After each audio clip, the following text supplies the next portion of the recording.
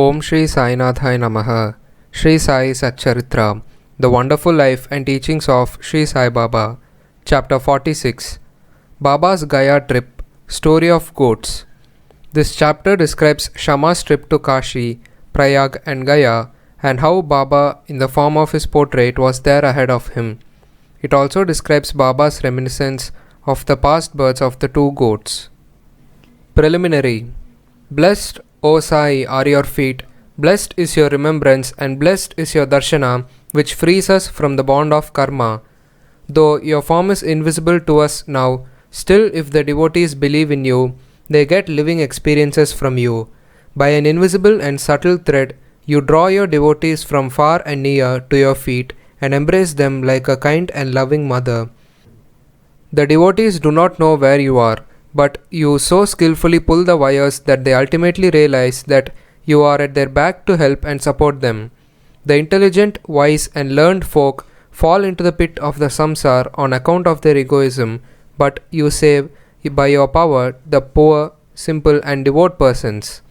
Inwardly and invisibly, you play all the game but show that you are not concerned with it. You do things and pose yourself as a non-doer. Nobody ever knows your life. The best course, therefore, for us is to surrender our body, speech and mind to your feet and always chant your name for destroying our sins. You fulfill the wishes of the devotees, and to those who are without any desire, you give bliss supreme.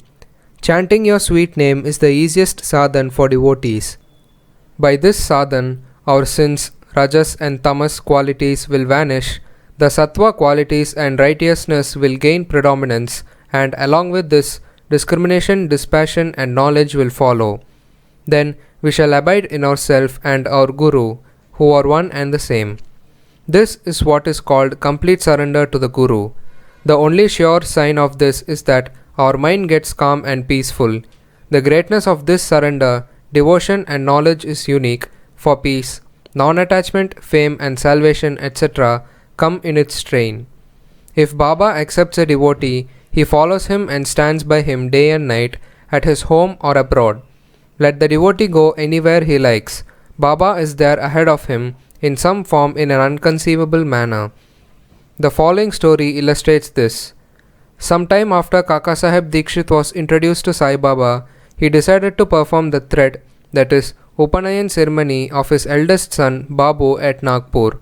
At about the same time, Nana Saheb Chandorkar decided to perform the marriage ceremony of his eldest son at Gwalior.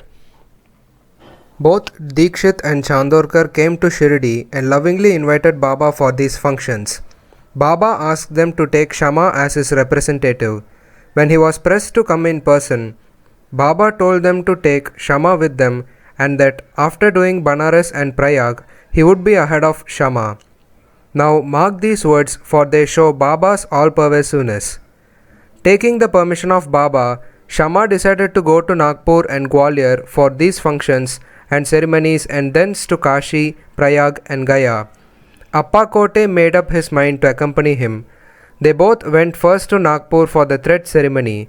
Kakasaheb Dikshit gave Shama rupees 200 for his expenses. Then they went to Gwalior for the marriage ceremony. There, Nana Saheb Chandorkar gave Shama rupees 100 and his Vyahi, that is relation, Mr. Jather, gave him also rupees 100. Then Shama went to Kashi and then to Ayodhya, where he was well received in Jather's beautiful temple of Lakshmi Narayan at Kashi and in the Rama Mandir at Ayodhya by Jather's manager.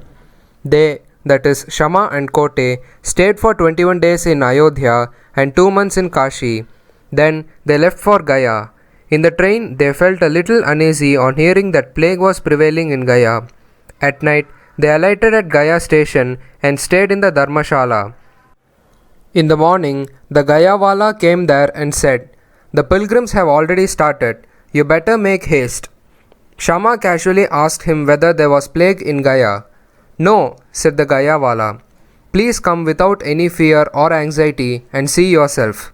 Then they went with him and stayed in his house, which was a big and commodious vada. Shama was pleased with the accommodation provided for him, but what pleased him most was the beautiful big portrait of Baba fixed in the central and front portion of the building. Seeing this portrait, Shama was overwhelmed with emotion. He remembered Baba's words, that is, after doing Kashi and Prayag, he would be ahead of Shama, and burst into tears. His hair stood on end, his throat was choked, and he began to sob. The Gayawala thought that he was afraid of plague prevailing there and therefore was crying. But Shama inquired of him whence he got Baba's portrait there. He replied that he had 200 or 300 agents working at Manmad and Puntambe for looking to the convenience of the pilgrims to Gaya, and from them he heard about Baba's fame. Then, about 12 years ago, he went to Shiridi and took Baba's darshana. There he wanted Baba's portrait hung in Shama's house, and with Baba's permission, Shama gave it to him. This was the same portrait. Shama then remembered this former incident. The Gayawala's joy knew no bounds when he learnt that the same Shama who obliged him before was his guest then. Then they both exchanged love and service and were most delighted and happy. The Gayawala gave him a right royal welcome. He was a very rich man. He sat in a palanquin and made Shama ride an elephant and attended to all his comforts and conveniences. The moral of the story is this, that Baba's words came out true to the letter, and unbounded was his love towards the devotees. But leave this aside, he also loved all creatures equally, for he felt that he was one of with them. The following story will illustrate this. Two goats. Baba was once returning from Lendi when he saw a flock of goats. Two of them attracted his attention. He went to them, caressed and fondled with them, and bought them for rupees 32. The devotees were surprised at this conduct of Baba. They thought that Baba was duped in this bargain, as the goats would fetch rupees 2 each, at the most rupees 3 or 4 each, that is rupees 8 for both. They began to take Baba to task for this. But Baba kept calm and cool. Shama and Tatya Kote asked Baba for an explanation. He said he should not store money as he had no home and any family to look after. He asked them to purchase at his cost 4 seers of dal, that is lentil, and feed the goats. After this was done, Baba returned the goats to the owner of the flock and gave out of the following reminiscences and story of the goats. O Shama and Tatya, you think that I have been deceived in this bargain. No, listen to their story. In their former birth, they were human beings and had the good fortune to be my companions and sit by my side. They were uterine brothers, loving each other at first, but later on they became enemies. The elder brother was an idle fellow, while the younger one was an active chap and earned a lot of money. The former became greedy and jealous and wanted to kill his brother and take away his money. They forgot their fraternal relations and began to quarrel with each other. The elder brother resorted to many devices to kill his younger brother, but all of his attempts failed.